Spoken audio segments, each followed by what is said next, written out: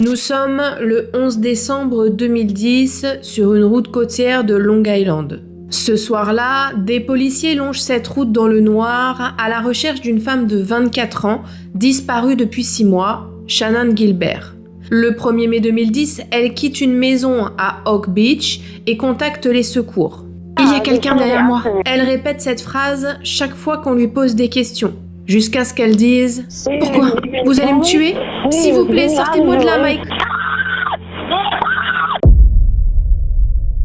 Ce soir de décembre, les policiers cherchent Shannon dans les marais qui bordent Ocean Parkway. Mais à la place, sur 500 mètres de route, ils trouvent 4 corps, 4 femmes, et déposés à intervalles réguliers sur le bas-côté. Au printemps 2011, ils découvrent un corps supplémentaire, puis 2 autres. Des restes sont éparpillés sur toute la côte, et tous appartiennent à des femmes dont certaines ont disparu en 1993, en 1996, en 2000, en 2003, sans que personne n'ait jamais fait le lien entre elles. L'horreur a un visage, et il a fallu 30 ans pour découvrir lequel. Bienvenue sur Dark Stories.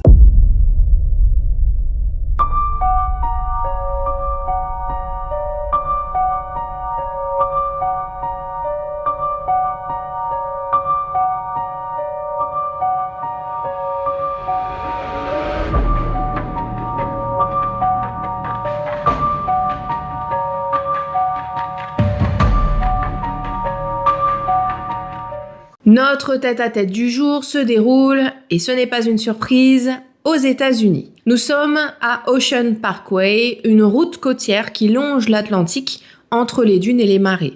Les habitants ont l'habitude de s'y promener le dimanche, le plus souvent avec leurs chiens qui peuvent courir en liberté. En été, on roule toutes fenêtres ouvertes pour profiter de la brise de l'Atlantique. Mais le 6 juin 2010, Megan, 22 ans, n'a pas le temps d'aller se promener. Elle est à quelques kilomètres de là, au Holiday Inn Express de Hauppauge.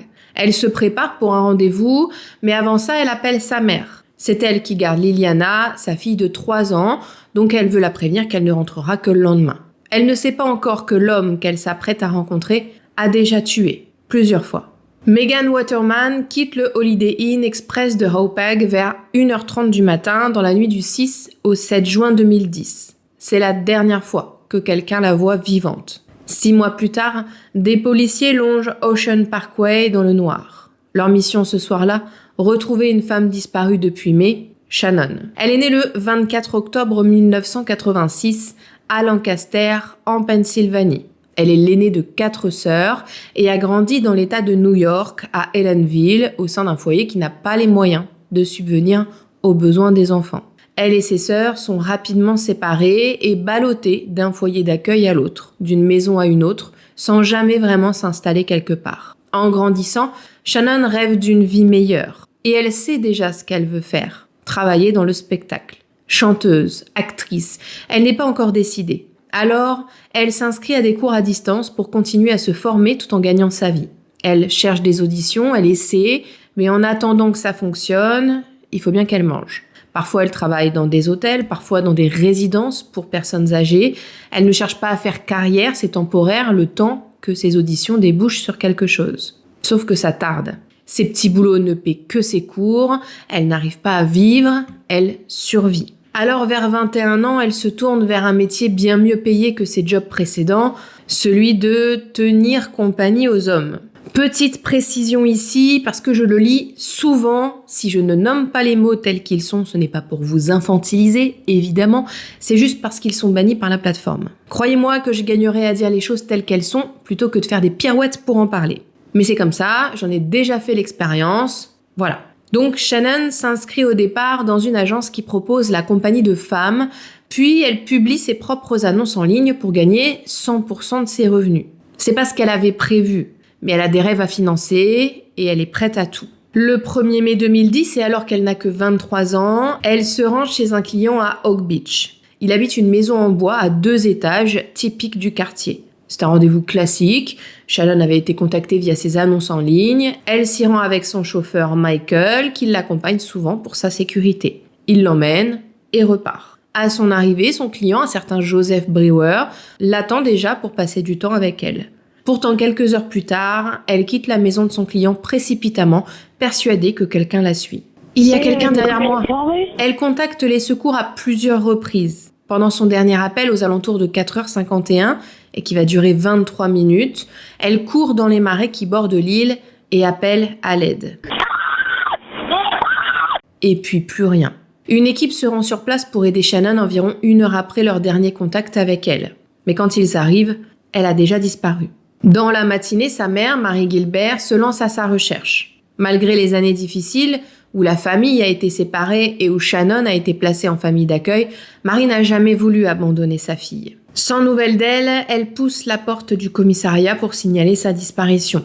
La police du comté de Suffolk prend la disparition en charge à la hauteur qu'elle estime être suffisante pour une femme qui fait ce métier. Ils font quelques recherches dans la zone, ils entendent son chauffeur, son client, mais ça s'arrête là. Et Shannon reste introuvable pendant des mois. Mary a beau alerter, insister, elle contacte les médias. La police attendra 7 mois avant de se décider à lancer une recherche plus importante. C'est dans le cadre de ces recherches-là que des policiers se retrouvent à Longer Ocean Parkway en décembre 2010. Et ce qu'ils trouvent à la place de Shannon va changer le cours de l'enquête pour toujours.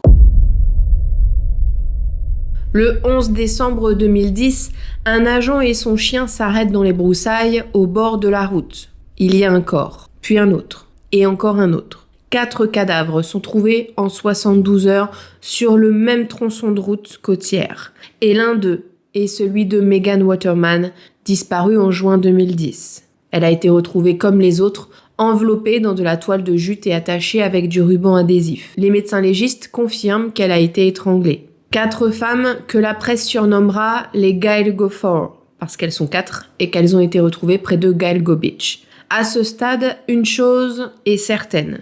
Ce n'est pas le travail de quelqu'un qui agit pour la première fois. Les corps sont déposés de façon méthodique, à des distances relativement régulières sur un même tronçon de route.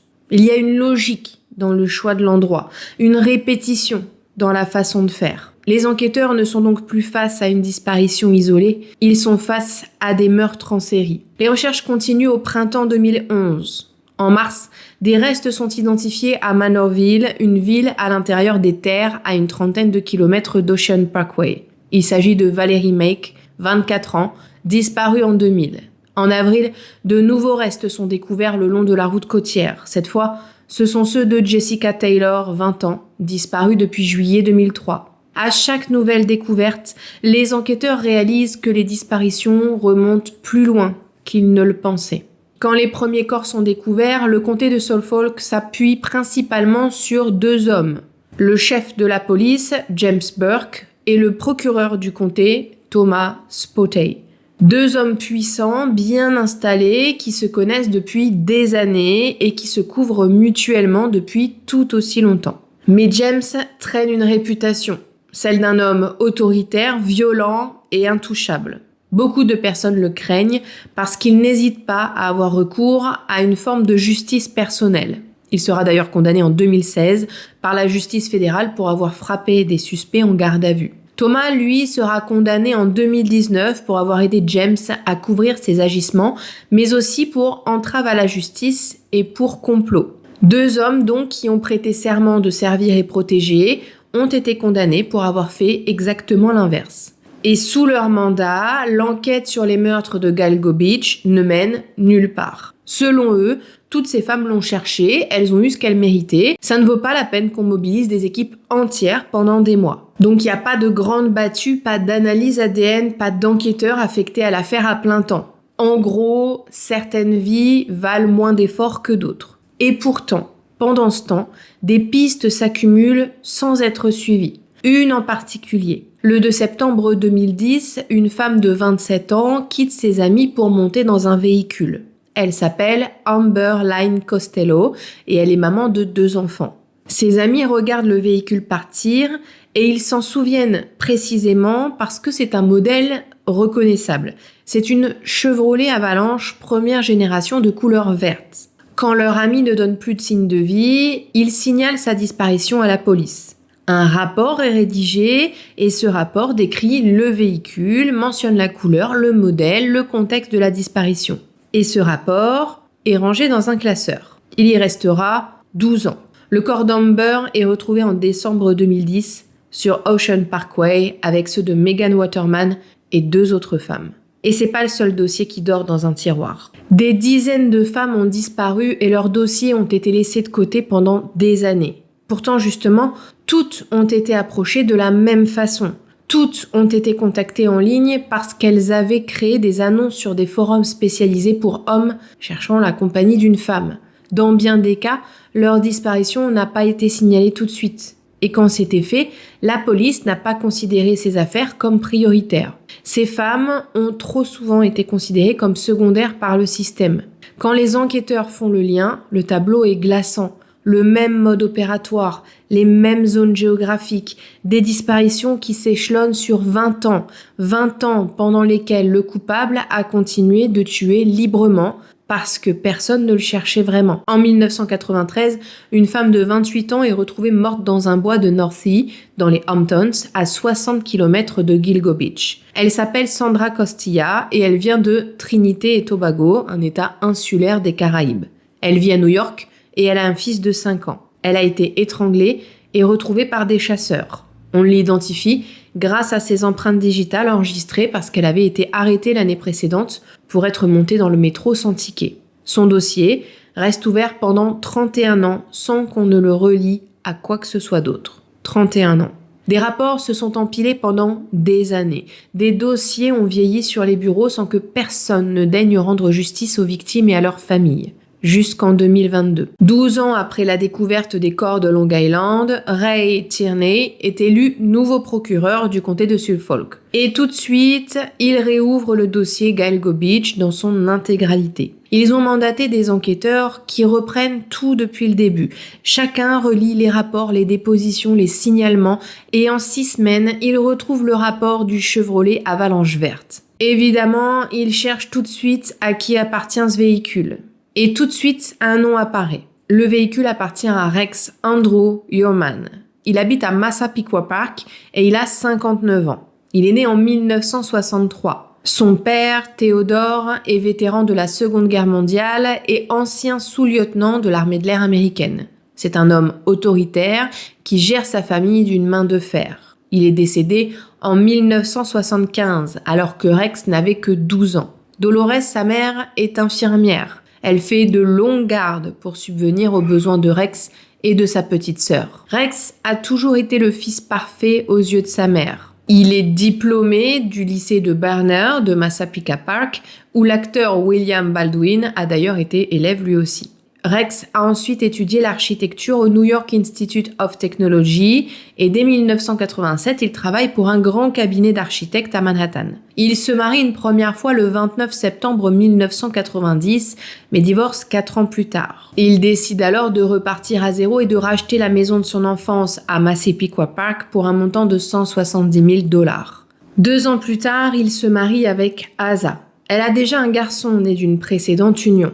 Ensemble, ils auront une fille. C'est donc une famille ordinaire qui habite une maison de banlieue ordinaire, dans un quartier ordinaire, entourée de voisins ordinaires qu'ils saluent le matin en sortant leurs poubelles. De l'extérieur, Rex ressemble à ce qu'il prétend être. C'est un homme stable, intégré, qui se fond dans le décor. Or, pendant leur enquête, les policiers découvrent que toutes les victimes ont été contactées par des numéros de téléphone prépayés, mais chacun de ces numéros a borné sur une antenne relais très proche de la maison de Rex. À ce stade, ils ont un suspect très sérieux, mais il leur manque encore la preuve décisive.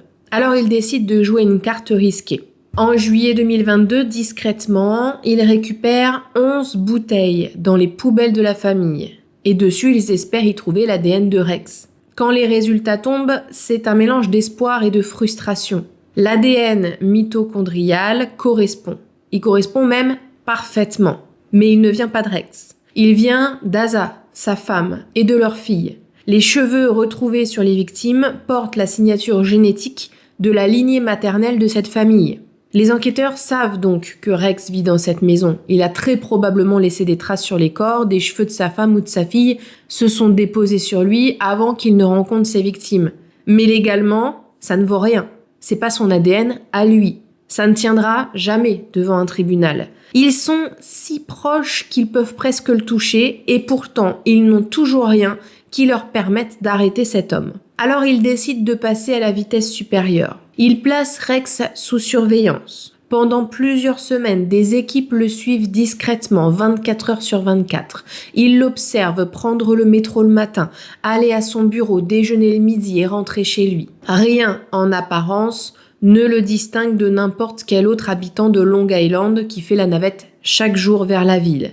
Mais c'est pas ce qui les intéresse. Ce qu'ils veulent, les enquêteurs, c'est une preuve irréfutable. Son ADN complet et à lui. Ils savent qu'il va bien finir par jeter quelque chose. Alors ils patientent jusqu'en janvier 2023. Ce jour-là, Rex sort de son bureau en fin d'après-midi. Il marche sur la 5e avenue, cette rue que des millions de personnes empruntent chaque jour. Il s'arrête devant une pizzeria, commande une part et mange debout sur le trottoir. Ce qu'il ne voit pas, c'est qu'une équipe de surveillance l'observe. Rex finit sa pizza et jette la boîte dans une poubelle publique avant de reprendre sa route. Sans attendre, les agents récupèrent la boîte et envoient les croûtes froides au laboratoire. Et cette fois, c'est la bonne. Ils arrivent à extraire un ADN suffisant cette fois qu'ils comparent aux cheveux retrouvés sur les victimes. Les cheveux des victimes eux-mêmes ont été testés avec des techniques très avancées qu'on appelle le séquençage complet du génome. Il permet de lire toute l'ADN d'une personne, donc les 3 milliards de lettres environ, pour extraire de l'ADN nucléaire, même sur des cheveux très dégradés sur lesquels il n'y a que des traces. Donc contrairement au test ADN classique qui regarde seulement quelques marqueurs, avec cette technique, on regarde tout le code génétique. Et grâce à ça, ils isolent un autre ADN qu'ils comparent à la part de pizza. Enfin, au bout de 6 mois, le résultat tombe, ça matche parfaitement. 30 ans d'enquête viennent d'être résolus grâce à une croûte de pizza. Le 13 juillet 2023, les agents retournent sur la 5e avenue et encerclent Rex. Dans la rue, en plein jour, devant des passants, Rex est menotté. Dans ses poches, les policiers retrouvent 2 téléphones jetables. Les perquisitions commencent immédiatement. À leur grand étonnement, la maison de Rex est plutôt délabrée, encombrée. Les enquêteurs saisissent près de 400 appareils au total. Ordinateurs, disques durs, téléphones, tablettes. Et dans cette masse de données, ce qu'ils trouvent dépasse tout ce qu'ils avaient envisagé. Parmi tous ces appareils, il y a des centaines de téléphones jetables, dont plusieurs ont servi à contacter certaines des victimes retrouvées. Chaque numéro de téléphone est relié à une adresse mail fictive dont il se servait pour activer le téléphone et gérer ses comptes en ligne, histoire que toutes ces identités soient séparées. Sur l'un des ordinateurs, dans la partie du disque dur où se trouvent normalement les fichiers supprimés qui n'ont pas encore été complètement effacés, les enquêteurs trouvent un document. Il est nommé HK de 2002 à 2004. C'est un fichier Word dans lequel se trouve une liste de cases à cocher. Le document est divisé en plusieurs sections, dont problème, fourniture, DS. J'espère que c'est pas Dark Stories. Non. En vrai, on pense que c'est les sites où ils laissaient les corps, et TGS, c'est ce qui ressemble à des critères de sélection. Et puis, il y a aussi une liste de choses à faire par niveau de préparation. Phase 1, se reposer suffisamment avant la chasse parce qu'être trop fatigué peut faire des bêtises. Inspection du véhicule, repérage de la cible, reconnaissance du site de dépôt. Il y a le détail de la phase de préparation, après l'acte, la préparation du corps et tout ce dont il faut se débarrasser. Il explique qu'entendre un oiseau chanter dehors signifie qu'on peut être entendu de l'extérieur. Donc, il faut contrôler le volume, que plus de sommeil, c'est plus de temps de jeu, qu'il faut laver les cavités internes des cadavres, qu'il faut utiliser une corde épaisse pour le cou parce qu'une petite pourrait céder sous la pression du serrage. Tout est écrit. Les meurtres sont traités comme un véritable projet d'architecture. Un problème technique à résoudre et une liste de tâches à remplir proprement et dans l'ordre. Et à tout ça, s'ajoute l'historique de ses recherches en ligne. Depuis des années, Rex suit l'enquête de Gail Gobich en temps réel. Il cherche les noms des victimes, il cherche les avancées de la police et cherche les adresses des familles des victimes. Il voulait visiblement savoir jusqu'où les enquêteurs étaient arrivés. Il voulait savoir si on se rapprochait de lui.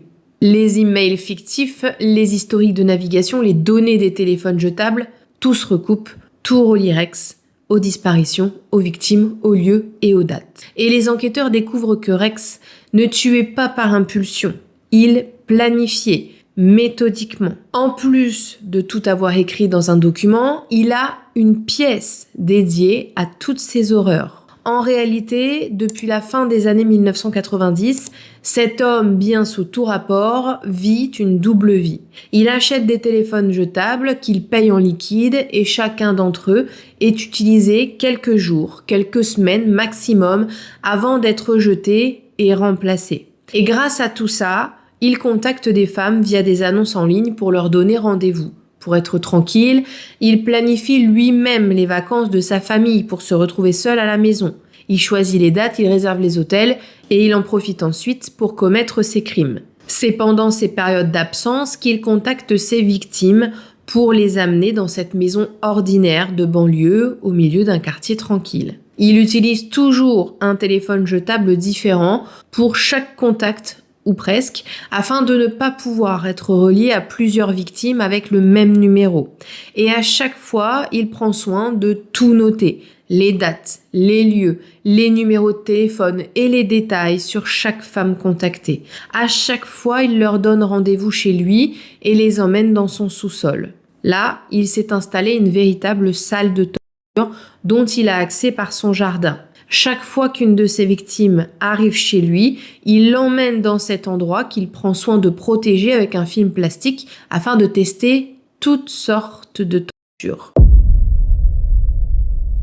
Il les attache, il les ligote sur une barre transversale ou une table de torture improvisée protégée elle aussi par du film plastique. Certaines sont laissées un certain temps ici avant d'être tuées. Pendant des heures, voire des jours, elles sont agressées intimement, plusieurs fois, longtemps et violemment. Parfois, Rex a recours à des objets. 7 de ses victimes sont mortes ici et une a été tuée dans le lit conjugal. Quand il décide de se débarrasser des corps, il les démembre le plus souvent en retirant la tête et les mains pour compliquer l'identification. Il lave les cavités internes pour retirer toute trace et disperse ensuite leurs restes à des kilomètres de distance les uns des autres pour compliquer l'enquête. Sa première victime connue, c'est Sandra Costilla. Pendant longtemps, son dossier a été attribué à un autre homme du nom de John Bitrolf, condamné pour 2 autres meurtres sur Long Island et qui était considéré comme le tueur probable. Ce n'est qu'en 2023 que l'ADN reliera définitivement Sandra à Rex. En novembre 1993, cette jeune femme de 28 ans, originaire de Trinité et Tobago et mère d'un petit garçon de 5 ans, est étranglée et partiellement démembrée. Son corps est abandonné dans un bois près de Southampton. Son dossier restera non résolu pendant 31 ans. Valerie Make, 24 ans, disparaît au printemps ou à l'été 2000. La seule chose qui permettra de l'identifier 20 ans plus tard, ce sera le prénom de son fils tatoué sur sa cheville droite. Son torse est retrouvé emballé dans des sacs poubelles à Monorville. Sa tête et ses mains, eux, sont découverts beaucoup plus tard. Jessica Taylor a 20 ans quand elle rejoint Rex pour un rendez-vous. Elle est tuée un lundi et Rex ne déplacera son corps que le vendredi. Une partie est retrouvée à Manorville, démembrée. Sa tête et ses mains ne seront retrouvées que 8 ans plus tard sur le bord d'Ocean Parkway. Puis vient le tour de Maureen Brenner Burns. Elle a 25 ans et habite à Norwich, dans le Connecticut. Maman de 2 enfants, elle travaille comme télévendeuse mais se tourne rapidement vers la prostitution pour gagner plus d'argent et payer son hypothèque. Quand elle a enfin atteint son objectif, elle a arrêté. Mais 7 mois plus tard et après avoir reçu un avis d'expulsion, elle s'est décidée à reprendre cette activité pour éviter d'être à la rue avec ses enfants. Elle poste régulièrement des annonces pour offrir ses services. En juillet 2007, elle répond à l'un de ses messages. Sa dernière activité en ligne est datée du 9 juillet 2007 à 23h43. Peu après sa disparition, son amie Sarah reçoit l'appel d'un homme en numéro masqué. Il prétend avoir vu Maureen vivante dans une maison close du Queens. Mais il refuse de dire qui il est, ni de donner son adresse. Évidemment, c'était Rex. Maureen restera introuvable pendant des années. Son frère Will consacre les années suivantes à la chercher. Il va à New York distribuer des tracts avec sa photo, il frappe aux portes et il écrit même sur son profil MySpace « Je t'aime, où que tu sois, reviens ». Il mourra sans jamais avoir de réponse. Le corps de sa sœur ne sera retrouvé que le 13 décembre 2010 lors des recherches liées à Shannon. Elle était attachée avec 3 ceintures en cuir. Rex fait la même chose avec Melissa Barthelemy, 24 ans, en juillet 2009. En 2010, Megan Waterman, 22 ans, quitte un hôtel de Hauppauge après avoir répondu à une annonce en ligne. Victime de trafic sexuel depuis des années par le biais de son petit ami, elle disparaît dans la nuit du 6 juin. Son corps sera retrouvé 6 mois plus tard. Son compagnon a été arrêté pour ces crimes, mais n'a jamais été accusé d'être lié à la disparition de Megan. Alors que les recherches pour retrouver Shannon stagnent, Rex s'attaque à sa dernière victime connue, Amber Lynn Costello. À l'école, c'était une bonne élève, mais à 6 ans, elle est abusée intimement par un voisin. Depuis, sa vie s'est effondrée. Elle est devenue toxicomane, elle vit de petits boulots mal payés. Elle a été vue pour la dernière fois par ses colocataires le 2 septembre 2010, quand elle quittait son domicile de West Babylon pour rencontrer un client.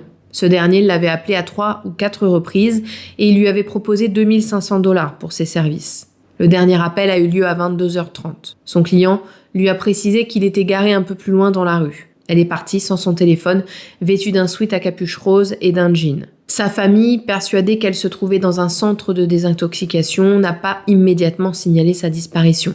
Son corps est découvert en décembre 2010, aux côtés de 3 autres femmes. Shannon, elle, n'a jamais officiellement fait partie des victimes de Rex. Elle sera retrouvée en décembre 2011 dans les marais où elle avait couru la nuit de ses appels à l'aide. Sa mort a été classée comme une noyade accidentelle. Une conclusion que sa famille n'a jamais acceptée. Sa mère Marie a passé les années suivantes à se battre. Elle a harcelé la police, contacté les médias, organisé des marches et des veillées. Elle refusait que sa fille soit réduite à un simple dommage collatéral d'une enquête qui avait fini par révéler d'autres horreurs. Persuadée que Shannon fait partie des victimes, Marie s'est battue toute sa vie. Elle est morte en 2016 sans avoir obtenu les réponses qu'elle réclamait. Mais, et il faut le dire, c'est grâce à la disparition de Shannon et à la détermination de sa mère que les policiers ont découvert les corps des 4 premières victimes de Rex. Sans Shannon, l'affaire Gail Gobich serait peut-être restée dans l'ombre pour toujours. Et en découvrant ça, on apprend que pendant toutes ces années, après avoir commis l'horreur, Rex rentrait chez lui, retrouvait sa femme, ses enfants et sa vie. Chaque lundi matin, il reprend le train pour Manhattan, il va à son bureau, il répond à ses clients et dessine des plans. En 2022, il est interviewé pour une émission qui s'intéresse à son travail. Des milliers de personnes le voient comme un architecte talentueux, passionné par son activité. Un fils qui rendrait fiers ses parents. Il a réussi à construire 2 vies parfaitement distinctes et pendant 20 ans, personne n'a fait le lien. Le 8 avril 2026, Rex comparaît devant le juge Timothy Mazzei au tribunal du comté de Suffolk à Riverhead, Long Island. Ce jour-là, il plaide coupable. Et à chaque fois que le procureur lui demande la cause du décès pour chacune de ses victimes, Rex répond presque mécaniquement « strangulation, strangulation, strangulation ». 7 fois. Il admet également avoir tué une 8e victime, Karen Vergata, dont le meurtre ne figurait pas dans l'acte d'accusation initial. En 1996, elle avait 34 ans et 2 fils. Ses jambes sont retrouvées sur une plage de Fire Island en avril de la même année. Son crâne ne sera découvert que 15 ans plus tard à Tobay Beach. Elle ne sera identifiée qu'en 2023, 27 ans après sa disparition, grâce à la généalogie génétique qui permet de reconstituer l'identité d'une personne à partir de son ADN en remontant son arbre familial. Sa responsabilité dans ce nouveau meurtre et dans les autres, Rex l'admet publiquement devant le tribunal dans le cadre de son accord de culpabilité. Le juge prend acte et fixe la date de sa condamnation au 17 juin 2026. Rex repart en cellule sans savoir ce qui va l'attendre dans 2 mois et demi. Le jour venu, donc le 17 juin 2026, dans la salle d'audience du tribunal du comté de Suffolk, Rex rentre en costume. Il s'assoit à la table de la défense, les mains croisées devant lui, le regard droit devant. Avant que le procureur prenne la parole, les familles des victimes s'avancent une à une pour lire leurs déclarations. Les cousines de Jessica Taylor prennent la parole en premier. Jessica aurait eu 43 ans ce jour-là.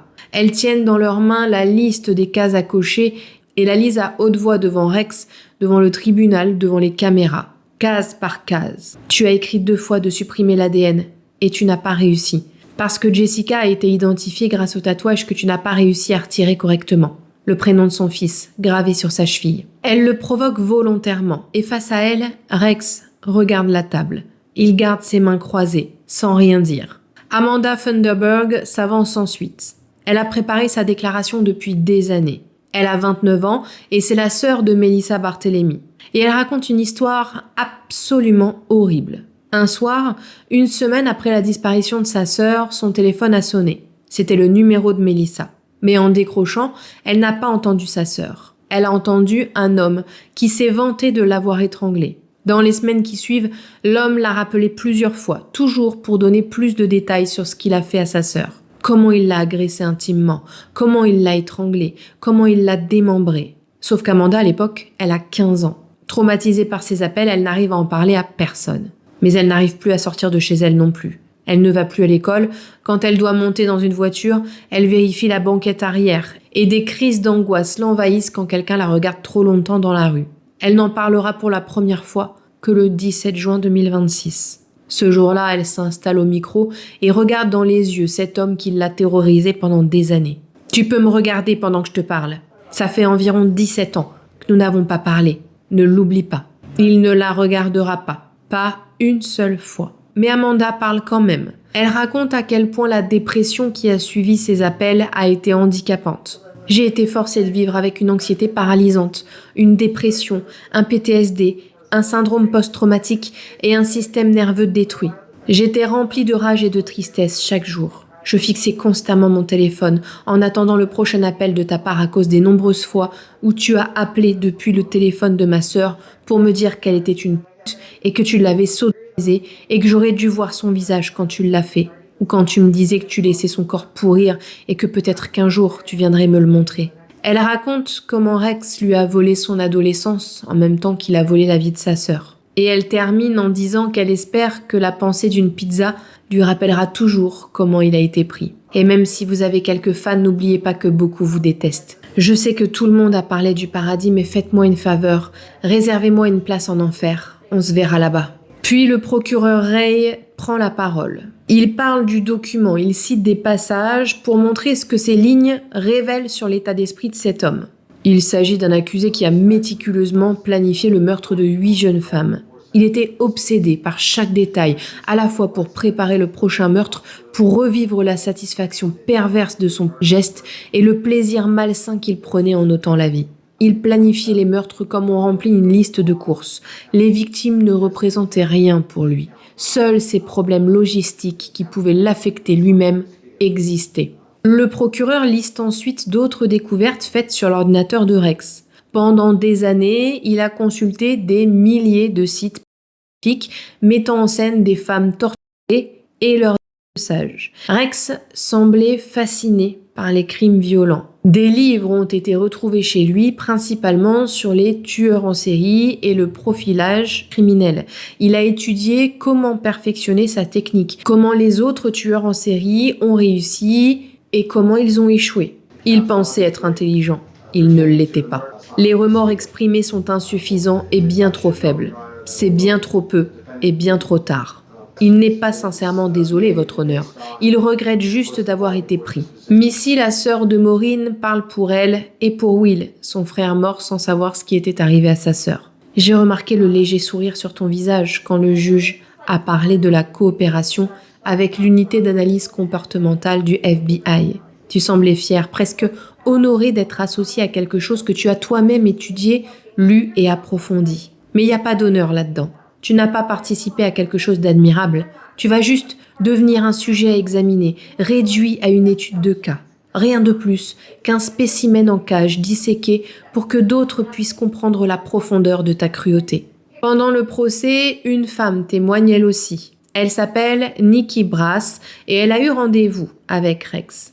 Elle est inscrite sur un site spécialisé, faute d'autres solutions, pour payer son loyer et subvenir aux besoins de son enfant. En 2015, elle rencontre Rex via le site. Tout de suite, l'homme lui propose d'aller chez lui. Mais Nikki refuse et elle lui demande qu'il se retrouve dans un restaurant. Le soir venu, ils échangent quelques banalités quand Rex lui demande s'il a entendu parler des meurtres de Gailgo. Elle lui répond que oui, bien sûr, et elle se souvient de sa façon d'en parler. Il avait l'air excité sexuellement. Son visage est devenu rouge, ses mains étaient moites, et entre deux échanges sur le sujet, il revenait à la charge pour demander à Nikki de venir chez lui.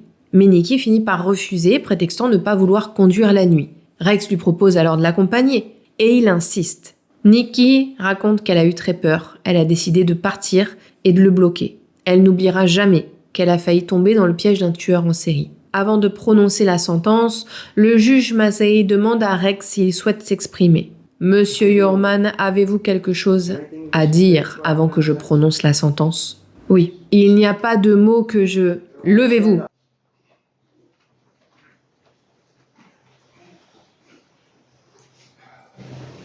Il n'y a pas de mots que je puisse dire. Je suis responsable de ce qui a été dit aujourd'hui dans cette salle. Les mots que je pourrais utiliser n'ont aucun sens et je vais m'arrêter là pour le moment. Et Rex se rassoit sans ajouter un mot. Puis le juge lui dit en le regardant droit dans les yeux qu'il sait qu'il regrette d'avoir été arrêté. Mais avez-vous un tant soit peu de remords pour ce que vous avez fait à ces pauvres femmes innocentes? Vous avez étranglé 8 femmes, au moins 8 à notre connaissance. Vous le regrettez au moins un peu? Oui, je le regrette. Personne dans cette salle ne le croit.